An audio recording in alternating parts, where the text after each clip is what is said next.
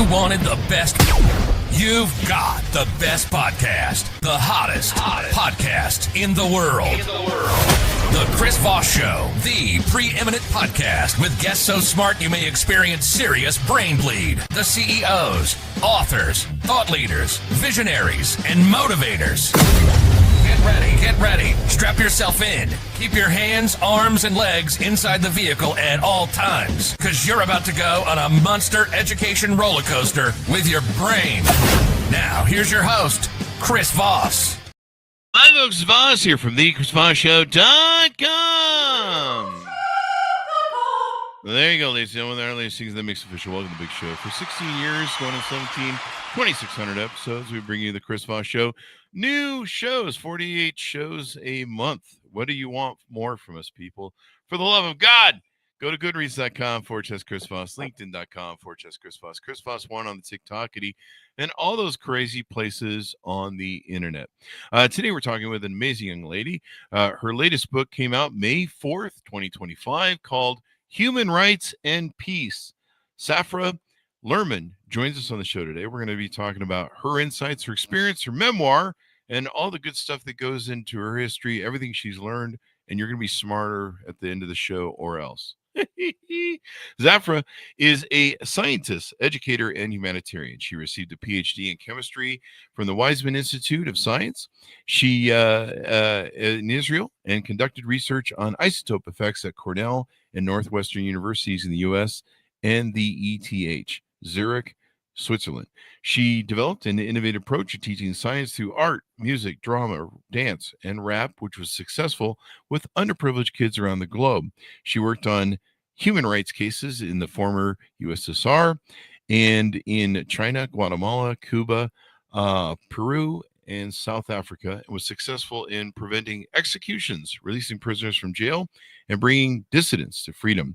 She's the president of the Malta Conferences Foundation, which uses science, diplomacy, and as a bridge to peace in the Middle East by bringing scientists from all the countries in the Middle East together with Nobel laureates. Welcome to the show. How are you there, Zafra?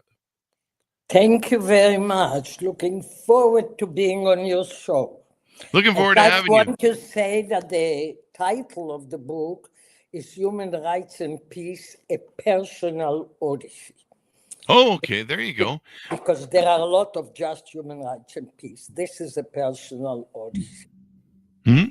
So give us a 30,000 or .coms. Where can people find out more about you on the interwebs, please? About me, my website is zafralerman.com. The Malta Conferences Foundation website is maltaconferencesfoundation.org. And if people want to get in touch with me, my email is zafralerman.com. Mm-hmm. And I have another website that is the Lerman Institute for the Advancement of Science.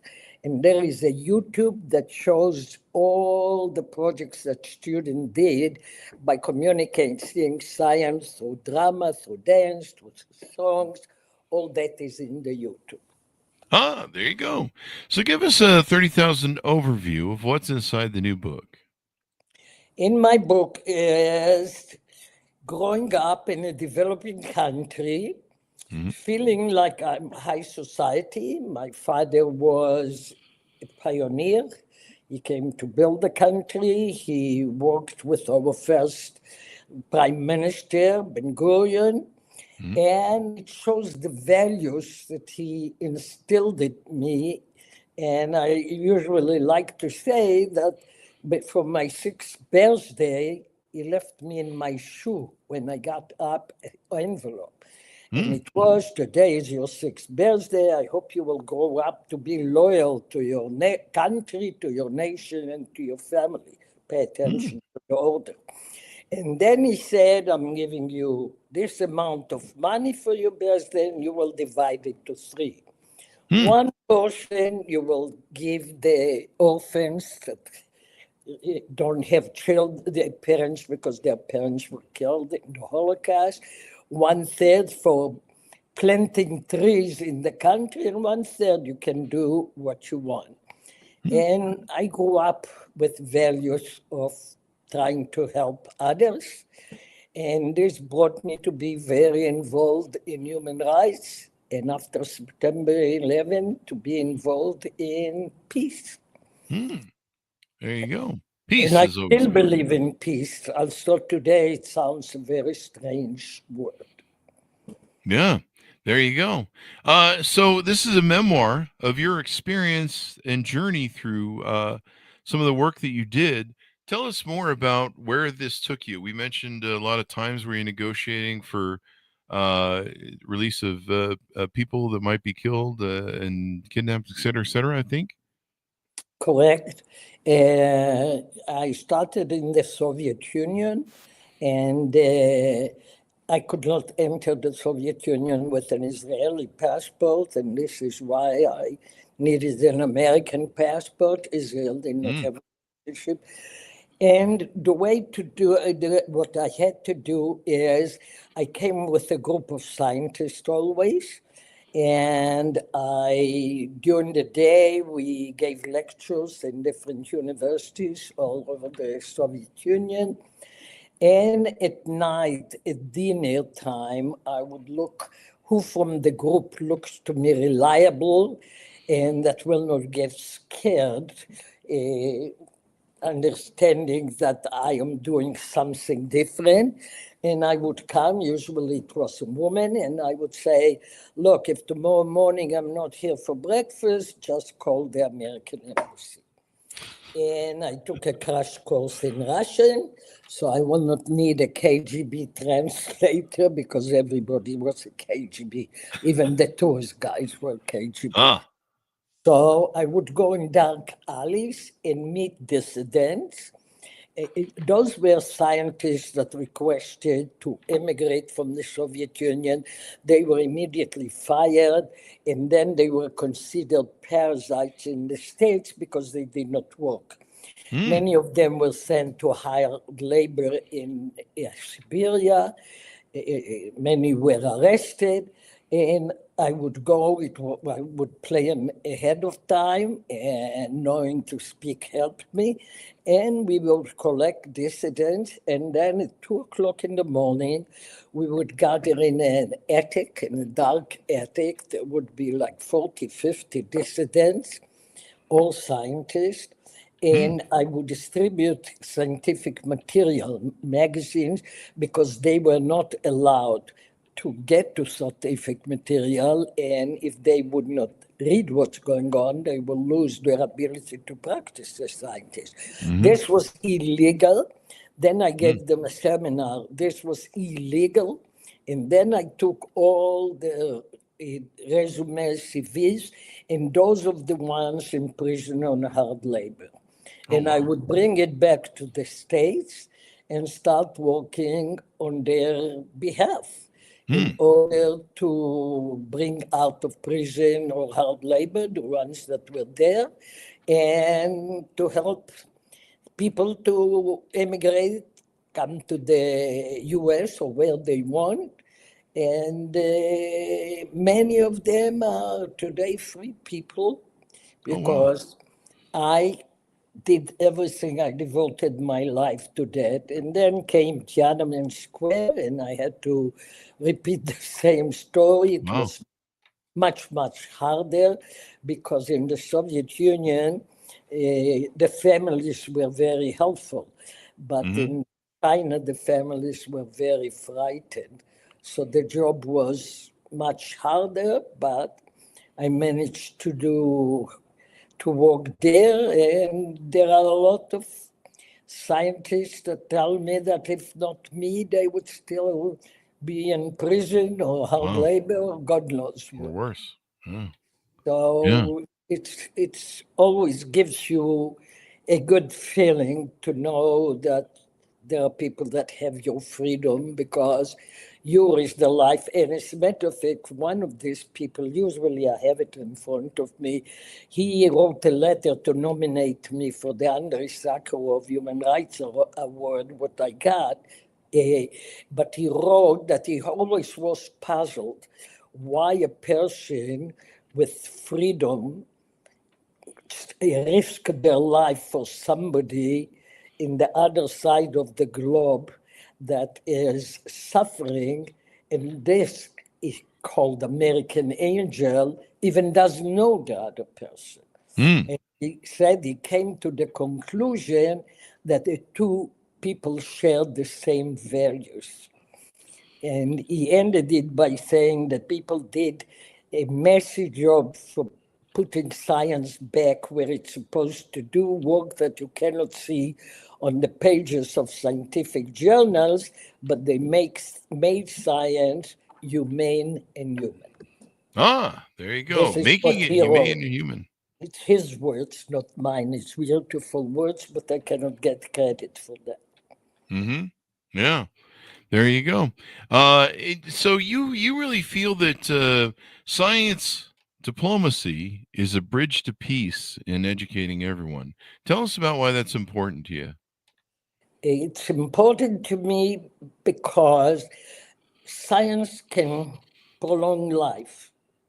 Science, sadly, can cut life short. You know, you would not be able to develop weapon of mass destruction without scientists.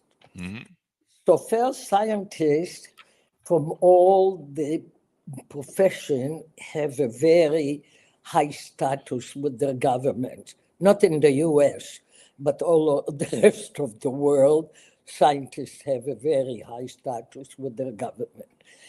Second, they should have the responsibility to use the science for the betterment of humankind. So I feel that they have the responsibility. But science is international. There is only one more subject that is like science, is music. But musician, the government can do with or without, but they cannot do without scientists. Therefore, it's the responsibility of the scientists. Now, science is international. You know, a chemist in Bethlehem, Pennsylvania, can communicate chemistry to a chemist in Bethlehem in the West Bank without even knowing a common language, and they will understand each other because science does not know language, doesn't know borders, doesn't know religion, doesn't know culture. Science is science. And therefore, I feel that by being such a universal language, that it can unite instead of separate, and it brings together what the Malta Conference is doing, is giving these people that includes all the Middle East, all the countries out there, Iraq, Syria, Lebanon, Israel, Palestinian, Saudis, everybody is there. And they can see what unites them rather than what separates them. It gives them a platform to learn to stop to demonize the unknown other. And it's a platform where they can form collaborations on subjects that no country can solve alone, like water, for example. The aqueduct in the Middle East underground go through a lot of countries. They don't know where the British put lines and made countries. So nature doesn't see these lines. Therefore, the scientists must work together to solve a lot of the problems of air pollution, climate change, water. So this is the purpose of the Malta Conference. And once these people can see that they can work together and growing the number, you can lead to peace. But I don't have to tell you that there are billions and billions of dollars to build weapon of mass destruction. Small portion of that would help to bring peace. But we have to beg for money in order to be able to have the conference. If we would have more money, you know, in order to have an atom bomb, you need a critical mass of uranium. Critical mass, it's an amount of uranium that below that, you cannot build, the atom bomb will not work. So this amount and above is called the critical mass. You need critical mass of uranium to start a chain reaction. This is the basis of the atom bomb. I want to build a critical mass of scientists that will start a chain reaction for peace. Mm-hmm. So There you this go. is my purpose in life. Mm-hmm. To make Very good. everybody study science. If the people that will be scientists, you don't have to worry about them. The worst teacher will not kill the science for them. People like me know by the age of 2 and 3 that they will be scientists because they already start their inquiry. But the 99.5% of the people must know science in a scientific technological society just to survive, just to read a regular daily newspaper that describes something in science. You have to have some background. Therefore, I developed this system that you can learn, and I evaluate the students like that. If a music student wants to show me his knowledge, he can sing it. So I had a music student that wrote a whole song about the depletion of the ozone layer. Was very accurate, but he wrote it like, I have plenty of nothing. And he was thinking, I have plenty of ozone. Beautiful song. He could perform it on the stage. And it was very accurate. And he was very happy to learn like that and to show his knowledge in a way that he feels strong. Another group of students, for example, wrote a love story between sodium and chlorine. Sodium and chlorine are forming table salt. Table salt is made of sodium and chlorine. So they wrote it exactly like Romeo and Juliet. They just followed Romeo and Juliet, and it was so accurate scientifically. And they formed the table salt because sodium fell in love with chlorine to make him his sweetest wife. And they explained there the structure of the atom and the character of the ionic bond. And the bond in sodium chlorine is called ionic bond because sodium gives his electron to chlorine, and then they are attracted because sodium becomes positively charged and chlorine negatively charged. But in water, this bond breaks. So because it was a Shakespeare tragedy, then a water molecule came and broke the marriage, and then they stood all of them with posture, learned to take every tragedy with a grain of, and the couple was sold. There you go. There you go. So let's get a plug in here for the Malta Conferences Foundation. Tell us more about what you do there. What are you seeking? Donations, media coverage, et cetera, et cetera? We seek everything because we have to raise the money by ourselves. We are 501c3 non-for-profit. So we have to raise the money for every conference. And the scientists that run it, and I'm the president, it's all volunteer. We don't have one paid employee. I have few students that work with me just because I love to be surrounded by students. I love to mentor people. I think everybody needs a good mentor to be successful in life. And I'm a good one because I received the presidential award from Bill Clinton for mentoring, so I must be good, right? You agree with me? Yeah, I agree with you. Yeah. Well, that's a beautiful award. So break my lecture by saying I agree with you. So, okay. So I love to mentor, and I mentor older people too. So everybody that wants to be mentored from your listeners, I'll be happy. But I pay them from my own pocket. And I'm a professor, emeritus. So therefore, 100% of money that we raise goes to the Malta conferences. And the book, all the proceeds go to the Malta conference. So everybody that buys the book already donates something for science diplomacy as a bridge to peace in the Middle East.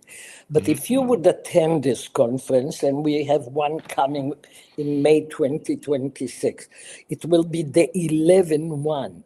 Nobody believed that I will pull off even one. People thought I'm crazy out of my mind when I came with the idea to suddenly bring all these people together. We are having the 11th one, but we need to raise the money for that. The Nobel laureates that come never take honorarium because they believe in the cause. So they even many times pay their own expenses to come. But if you would be there at the end of the week, you would think that you are watching a family reunion that came to an end, where the people hugging and kissing each other, tears in the eyes, and it's the Iraqis and the Israelis and the Palestinians and the Israelis. Everybody is hugging and kissing and sad to say goodbye. So it's something that, meanwhile, it's the only platform in the world that ever brought together under one roof scientists from all the countries of the Middle East. The only platform in the world. There you go. So good stuff there. What are some of the offerings you have on your website? Do you consulting, coaching, speaking? What are some of the things we need to cover Which website there? are you talking? I have three. Which one? Well, I'm just the one of your name.com. The one of my name.com will have about the teaching method and with examples that people can see. Will have about my human rights. And then about Malta, it will direct you to the Malta website. Then I have a website devoted just to the education and explaining all these methods. And so in the book, I have a whole chapter on education that because I lectured at least 1,000 lectures around the world on my education system. And always, this was before we could use, streaming on the computer. I would have a CD or started with a DVD. And always people ask me, can we get it? Can we get it? What could I copy so many and send it all over the world, in Africa, in Asia, in Europe, in Australia, New Zealand? So now all these projects are on the website of the Lerman Institute that has a YouTube that has all the projects. But in the book, there is a very big chapter that describes it and has pictures. So if somebody is interested, the book describes it very well. And the biggest challenge is really even bigger than raising money, is getting a country that will give visa to all the participants. This is a very big challenge because there is no country in the world that wants to give a visa to all this group. Wow. Huh. That's pretty interesting. That's pretty Very interesting. What have we... So getting the visa for everybody is a nightmare.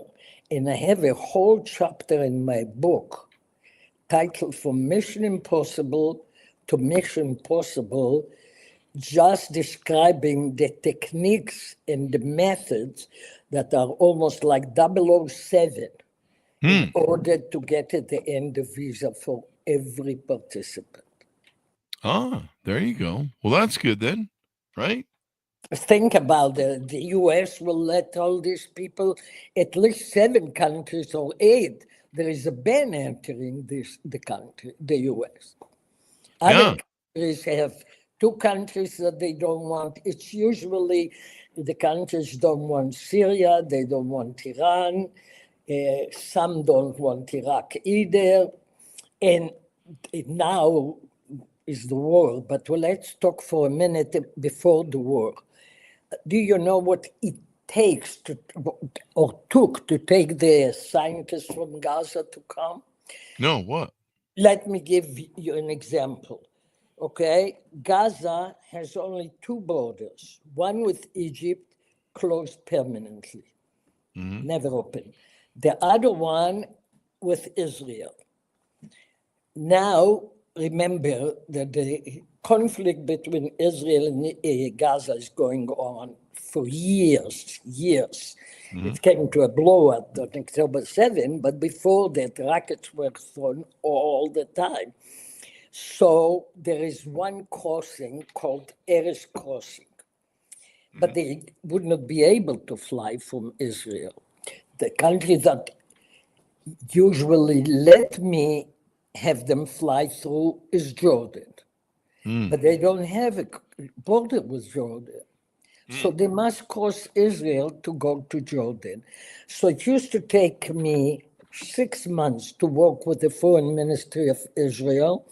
And then and they were very helpful. And then I would get a call. You have this window of 3 hours between midnight and 3 o'clock in the morning on that day. Tell your people to come to Erez Crossing. A military car will wait for them, take them from the south to the north, to Allenby Crossing, to cross into Jordan. So this is just to cross. But then I need a visa to the country where the conference is, and a visa to Jordan so they can cross and enter. So several times, Jordan didn't want to give a visa to people from Gaza either. I had to use all my contacts there in order to bring them. So this is just a small example, the work that has to go in just to bring the people to the place you want them to meet it. There you go. Well, it sounds like an interesting journey. As we go out, give people a final pitch out to order up your books and find out more about you on the different websites and work that you do. Thank you very much. Thank you, Zafra. Give us a final pitch out for people to order up your book and utilize your services there, what they can do, and your .coms and all that good stuff. Okay. The book is really a book for a lot of people. I came to the States. I was a single mom. And it's a book for single moms to see how they can be successful and even change the world. My pitch to everybody is you will feel good if you do something from somebody else, not only for yourself. This is what I pitch to my students. I pitch it to your audience. And the book is really a book that is calling for action, but there are a lot of funny stories in this book, a lot of funny encounters that I had in my life. So there is humor there. There is serious thing to save people from execution, and it shows everybody what one woman that came as a single mom with a child to the United States managed to do. What there are a lot of people that are better off because of that. So my pitch is, please donate to the Malta conferences. Please buy the book. This helps the Malta. It's now in paperback, online, on Amazon. If you buy the book, write a review on the book.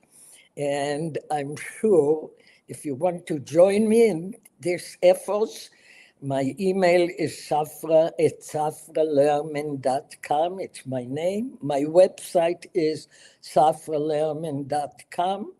The Malta Conferences website where you can donate is maltaconferencesfoundation.org. And then we have the Lerman Institute for the Advancement of Science. And this, I think, is that I by myself don't remember all of them.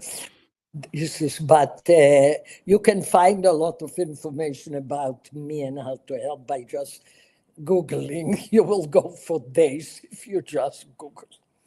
There you go. So this is my pitch.